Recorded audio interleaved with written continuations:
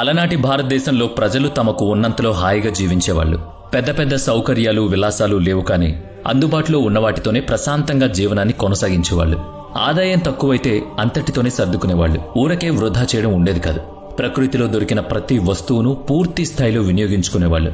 జనాభా మధ్య భయంకరమైన కొట్లాట్లు ఉండేవి కావు. అయిన వారితోనూ స్నేహితులతోనూ చిక్కనైన అనుబంధాలుండేవి. దూర ప్రాంతాల్లో ఉన్నప్పటికీ అవసరమంటూ ఏర్పడితే పని పూర్తయ్యేదాకా అండగా నిలబడి కార్యం సానుకూలం పడేదాకా తామున్నామంటూ ధైర్యం చెప్పేవాళ్లు.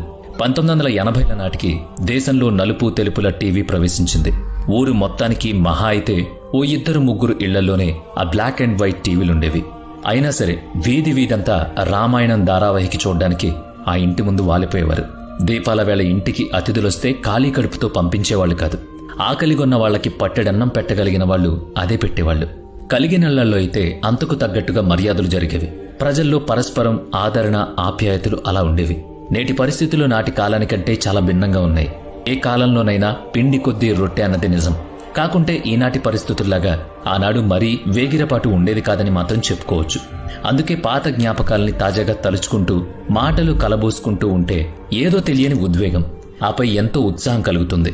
వింటేజ్ కార్లు, vintage food, vintage clothing, vintage houses, ఇలా ప్రతిదీ పాతకాలపు వస్తువులతో మన మధురమైన జ్ఞాపకాలు ఎన్నో